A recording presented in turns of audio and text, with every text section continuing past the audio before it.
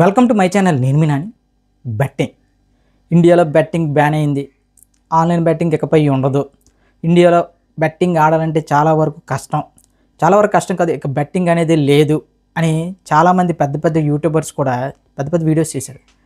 నిజంగా చెప్పాలంటే భయ్య, ఇండియాలో బెట్టింగ్ అనేది ఇప్పటికీ కూడా ఎక్కడికి పోలేదు, అలాగే కంటిన్యూ అవుతుంది. ఈవెన్ ఆన్లైన్ బెట్టింగ్ కూడా కంటిన్యూ అవుతూనే ఉంది.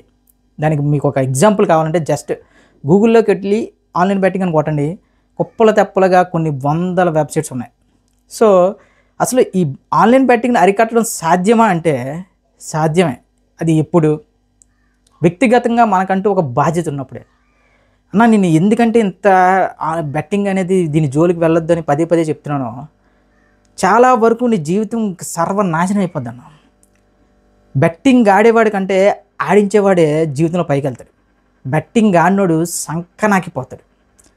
ఆడు ఎంత పెద్ద లక్షాధికారి అయినా సరే, కోటీశ్వరుడైనా సరే, నెలకు 1,50,000 2 లక్షలు డ్రా చేస్తున్న సాఫ్ట్వేర్ ఎంప్లాయ్ అయినా సరే, అసలు ఏ సంపాదన లేకుండా అప్పులు చేసి ఆడినవాడైనా సరే, ఎవడైనా సరే, బెట్టింగ్ అనేది ఎండ్ ఆఫ్ ద డేకి జీరో.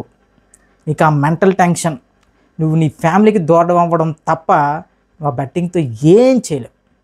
ఓకే, బెట్టింగ్లో పలానా రోజు డబ్బులు వచ్చినాయి, ఆ డబ్బులతో ఎంజాయ్ చేశాను, లేదంటే పలానా రోజు ఆ డబ్బులతో ఒక బిజినెస్ చేశాను, ఆ టైప్ ఆఫ్ మెంటాలిటీ వేరు, చాలా క్లారిటీగా ఉంటుంది. కానీ వాళ్ళు కూడా ఏదో ఒక టైంలో మళ్ళీ టెంప్ట్ అయ్యి తిరిగి ఖచ్చితంగా బెట్టింగ్లోనే ఆ వచ్చిన డబ్బులు దబ్బెడేస్తారు. సో ప్రతి ఒక్కరికి అర్థం చేసుకోవాల్సింది ఏంటంటే, ఏదో ఒక కష్టపడి ఏదో విధంగా వచ్చిన డబ్బులు మనతో ఉంటాయి. ఈ బెట్టింగ్ కానీ లేదంటే రోడ్డు మీద దొరికిన డబ్బులు కానీ అవి ఎక్కువ రోజులు ఉండబోయా. చాలా క్లియర్గా చెప్తున్నాను. చాలామంది అన్ని రకాలుగా ఫెసిలిటీస్ ఉన్నా కూడా ఈ బెట్టింగ్ అనే ఊబిలోకి దిగి వాళ్ళే స్వయంగా ఆత్మహత్య చేసుకున్న టైప్లో తయారవుతున్నారు. ఒక వ్యక్తి 2 లక్షలు సంపాదించినాడు, ఏం చేస్తున్నాడు, డబ్బులు ఎక్కువైపోయి బెట్టింగ్ ఆడుతాడు, ఊరు చుట్టూ మొత్తం అప్పులైపోతాడు. 1 కోటి 2 కోట్ల వరకు అప్పులైపోయి ఈవెన్ ఉద్యోగానికి వెళ్లకుండా అక్కడ కూడా అప్పులు చేసి, కేవలం ఈ బెట్టింగ్ వల్ల ఇవన్నీ జరుగుతాయి. అప్పులు చేసేసి ఉద్యోగాలు మానేసి రోడ్డు మీదకి వచ్చేస్తాడు. అసలు చేతిలో చిల్లిగా కూడా లేనివాడు ఏం చేస్తాడు, ఎవడో పనికిమాలినోడు చెప్పాడు, ఇంకోటి ఎవడో బాగా డబ్బున్నోడు బెట్టింగ్ వేసాడు, ఎంత వచ్చింది అంత వచ్చిందని మాటలు విని బెట్టింగ్ వేసి ఏదో వచ్చిన రోజు బాగానే ఉంటుంది, పోయిన రోజు మళ్ళీ దాన్ని రికవరీ చేయాలని చెప్పి తెలిసిన వాళ్ళ చుట్టుపక్కల వాళ్ళ దగ్గర, ఇంట్లో వాళ్ళ దగ్గర తెలియకుండా డబ్బులు దొబ్బి చుట్టుపక్కల వాళ్ళ దగ్గర డబ్బులు తీసుకొని అప్పులని చేసి, ఎవరికి ఇంకా వాడి ముఖం చూపించుకోలేక, ఎవరితో తిరగలేక, ముఖ్యంగా ఇంట్లో వాళ్ళతో కూడా సరిగ్గా వాడి సమయాన్ని గడపలేక, వాడి కెరీర్పై కాన్సన్ట్రేట్ చేయలేక, సరిగ్గా చదువుకోలేక, చేస్తున్న ఉద్యోగానికి న్యాయం చేయలేక, లేదంటే ఎవరైతే పెళ్లి చేసుకున్నారో వాళ్ళ జీవిత భాగస్వామిని కూడా సరిగ్గా చూసుకోలేక నానా రకాలుగా ఇబ్బందులు పడుతున్నారు కేవలం ఈ బెట్టింగ్ అనే మహమ్మారి వల్లే. సో దయచేసి మళ్ళీ చెప్తున్నాను, ఈ బెట్టింగ్ అనే జోలికి మాత్రం వెళ్ళొద్దు. మెయిన్ ఒక గ్రూప్లో ఎవడో ఒకడు ఉంటాడు, చెప్తాడు, మామ బెట్టింగ్ వేసాను రాత్రి, వాడి స్థాయిని బట్టి 1,000 వేసినాడు 2,000 వచ్చినాయి అంటాడు, లేదంటే బాగా వెల్ సెటిల్డ్, లేదంటే ఒక పెద్ద కంపెనీలో ఉద్యోగం చేస్తున్న బ్యాచ్లో ఒకడు, నేను పలానా బెట్ వేసాను రా, నీకు 1,00,000 వచ్చిందిరా అంటాడు. ఆడి మాటలు మనం ఇన్స్పైర్ అయిపోయి మనం కూడా మన దగ్గర ఒక 500 ఎక్స్ట్రా ఉంది కదా, లేదంటే మన దగ్గర ఒక 10,000 ఎక్స్ట్రా ఉంది కదా అని చెప్పి మనం దిగిన తర్వాత మొదటి రోజు బాగానే ఉంటుంది, అంతా బాగానే ఉంటుంది, చాలా క్లియర్గా ఉంటుంది, నీవు అనుకున్నవన్నీ జరుగుతాయి. ముందుకు వెళ్తుంటే నీకు మాత్రం ఉంటుంది భయ్యా, నరకం స్పెల్లింగ్ రాయిస్తారు ఈ బెట్టింగ్ వాళ్ళు మాత్రం. అంటే ఆన్లైన్ బెట్టింగ్, అదేవిధంగా ఈ బెట్టింగ్ యాప్స్ దందా ఏ రేంజ్లో ఉందంటే ఇండియాలో కొన్ని లక్షల కోట్ల టర్నోవర్ అవుతుంది. ఇవన్నీ కూడా ఇల్లీగల్ మనీయే, ఇదంతా కూడా ఇల్లీగల్ దందా. చెప్తున్నాను కదా భయ్యా, బెట్టింగ్ ఆడే వాళ్ళకంటే ఆడించేవాడు బ్యాక్ బోన్గా ఉండేవాడు. ఈ బెట్టింగ్ వాళ్ళందరికీ ఎవడైతే వెనకాల ఉంటున్నారో వాళ్ళందరూ కూడా కొన్ని కోట్లు సంపాదిస్తున్నారు. బెట్టింగ్ ఆడేవాడు మాత్రం అలా బెట్టింగ్ ఆడుతున్నాయి సంకనాకి పోతున్నాడు, అడుక్కున్న స్థాయికి వెళ్ళిపోతున్నాడు. చాలా వరకు ఆటో డ్రైవర్స్ చాలామంది, ఇంకా ఏ పని చేసిన వాడైనా సరే, ఇంకా ఐపీఎల్ సీజన్ వచ్చిందంటే ఆటోమేటిక్గా అంటే ఎలా తయారయ్యారంటే, మన పండగలకు బట్టలు తీసుకోవడం ఎంత ఆనవాయితో, ఐపీఎల్ సీజన్ వస్తే మనం బెట్టింగ్ వేయడం కూడా అంత ఆనవాయితీగా మారిపోయింది. ఐపీఎల్ సీజన్ వచ్చేది క్లియర్గా బెట్టింగ్. మా ఐపీఎల్ సీజన్ వస్తుందిరా, చేతిలో డబ్బులు లేవు, ఏదో పండుగ వస్తుంది ఇంట్లో వాళ్ళకి బట్టలు తీయాలి అనే టైప్లో మాట్లాడుతున్నారు, చేతిలో డబ్బులు లేవు, అప్పు చేయాలి. ఐపీఎల్ సీజన్లో బెట్టింగ్ వేయడానికి అప్పు చేయలేడు. ఏదో ఐపీఎల్ ఏదో ఒక ఐపీఎల్ ఆడికి ఒక 50,000 1,00,000 పోనీ ఒక 10 లక్షలు కొట్టేశాడు. ఇంకా మిగిలిన ఐపీఎల్ అన్నీ కూడా సంకనాకి పోయినా సరే మళ్ళీ ఇంకా తిరుగు లేకుండా అందులోనే మళ్ళీ పెడతాను అంటాడు. ఇదంతా కూడా బెట్టింగ్ వల్లే జరుగుతుంది అన్న. ఈ బెట్టింగ్ వల్ల మనశ్శాంతి అనేది ఉండదు. ఎంత సంపాదించినా సరే అలా ఫోన్కి అలా చూస్తూనే టెన్షన్తోనే ఉండాలి. ఆ బ్లడ్ ప్రెషర్లు ఎక్కువైపోయి, బీపీలు ఎక్కువైపోయి, షుగర్లు ఎక్కువైపోయి, నరాలు చిట్లిపోతాయేమో అని కూడా ఫీలింగ్ వస్తుంది బెట్టింగ్లో ఉంటే. ఖచ్చితంగా మనకు వచ్చే సైడ్ ఎఫెక్ట్స్, సైడ్గా వచ్చే ఈ జబ్బులు, ఇవన్నీ కూడా అనారోగ్యాలన్నీ కారణం కూడా బెట్టింగ్ అనేది. చాలామంది అన్న ఇప్పుడు డెలివరీ బాయ్స్ అని కానీ, లేదంటే బైక్ రైడర్లు కానీ సరైన ఉద్యోగం లేక, ఇంకా చెప్పాలంటే రోజు గడవడానికి కూడా ఇబ్బంది పడి ఒక 1000 రూపాయలు సంపాదించాలంటే దోల తీర్చుకుంటున్నారు. కానీ బెట్టింగ్లో అదే 1000 రూపాయలు నువ్వు నిమిషంలో సంపాదిస్తావు, నిమిషంలో డబ్బు పడతావు.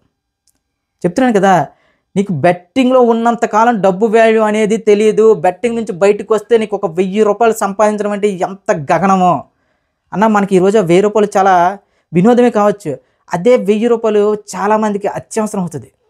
ఓకే, అలా అని చెప్పి నా వినోదాన్ని నేను సంతోషంగా ఉండకూడదని మీరు ఎలా చెప్తారంటే, ఓకే ఉండు, నచ్చింది తిను, నచ్చింది తాగు, నచ్చినట్టుగా ఫ్యామిలీతో స్పెండ్ చేయి, ఇంట్లో వాళ్ళకి ఏదో చేయి. అంతేగాని ఆ 1000 తీసుకెళ్ళి 10,000 చేద్దాం అనుకుంటున్నాను, 10,000 తీసుకెళ్ళి 15,000 చేద్దాం అనుకుంటున్నాను, అది అవ్వదా అన్న. ఇంకొకటి, నాకు ఒక 20,000 అప్పు ఉంది భయ్య, చేతిలో 2,000 3,000 మాత్రం ఉన్నాయి, మిగిలిన డబ్బుల కోసం నాకు అప్పు ఇంటి మీదకి ఎక్కేస్తున్నారు అప్పున్న వాళ్ళు, సో నేను దానికోసం బెట్టింగ్ చేసానని చెప్పి మొన్న ఒక అతను ఎవరో కామెంట్లు పెట్టారు. అతనికి కూడా నేను చెప్పేది ఏంటంటే, భయ్య నీ దగ్గర నా 3,000 అప్పు తీర్చేవాడికి ఇచ్చే. ఆ 3,000తో నువ్వు గెలాలంటే అది అసంభవం. గెలిచావు అంటే నీకు దేవుడు ఒక ఛాన్స్ ఇచ్చాడు, ఆ డబ్బులతో ఇచ్చేసి అప్పు తీర్చేసి ఆగిపో. గెలిచాను కదా ఒకసారి అని చెప్పి మళ్ళీ అందులోనే ఉంటానంటే నువ్వు ఇంకా జీవితంలో అప్పుని తీర్చలేవు.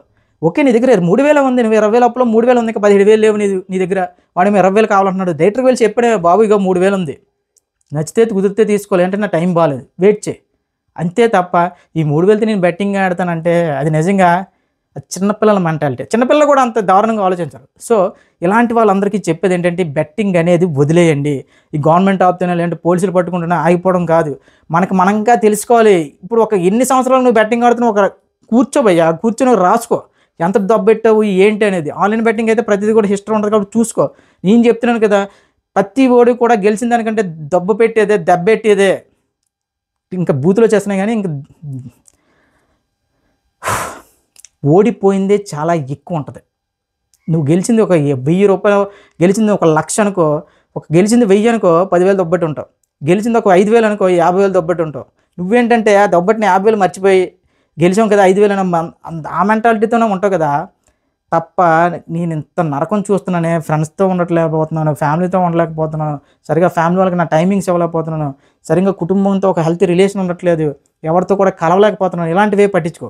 బెట్టింగ్లో ఉన్నంతకాలం నువ్వు నీ ఫ్యామిలీకి, నీ ఫ్రెండ్స్కి, నీకు నువ్వుగా కూడా దూరం అయినట్టే. నీ గురించి నువ్వు పట్టించుకో, అసలు నువ్వు ఎలా ఉన్నావు ఏంటో పట్టించుకో. ఎందుకంటే ఆ మ్యాచ్లో అలాగా లేదంటే దేనిలో పెట్టేద్దాం అని చెప్పి అలా ఫోన్ గెలుగుతూనే ఉంటావు. అవసరమా భయ్యా? ఓకే భయ్యా, ఓకే ఇన్ని సంవత్సరాలు నేను ఇందులో ఉండిపోయాను, ఇక నుంచి బయటికి రాలేని అంటున్నారు కదా చాలామంది. రావాల్సిందే. వచ్చిన రోజు చూడండి ఒక ఎంత ప్రశాంతంగా నిద్రపడుతుంది అంటే, మీకు మళ్ళీ చెప్తున్నాను, బెట్టింగ్ ఆపేసి ఒక 2 రోజులు ప్రశాంతంగా పడుకోండి. ఓకే, ప్రశాంతంగా పడుకుందాం అంటే అప్పులో ఎక్కేస్తున్నారు ఏదంటే వాళ్ళకి సమాధానం చెప్పి బెట్టింగ్ ఆపేసి ఏదో ఒక మంచి పని చెడు పని కాదు, ఇంకా వేరేదైనా సరే మీకున్న తెలివితేటలే. బెట్టింగ్ ఆడేవాళ్ళు కూడా తెలివి తక్కువ వాళ్ళు కాదు భయ్యో, చాలా ఆలోచిస్తారు. ఒక దాని మీద బెట్ వేయాలని, ఏం చేయాలని దాని పూర్వోత్తరాలు అవి ఇవి చాలా స్టడీ చేసే బెట్టేస్తారు. అయినా సరే వద్దు భయ్య, ప్లీజ్ దయచేసి అందులో నుంచి బయటికి రండి.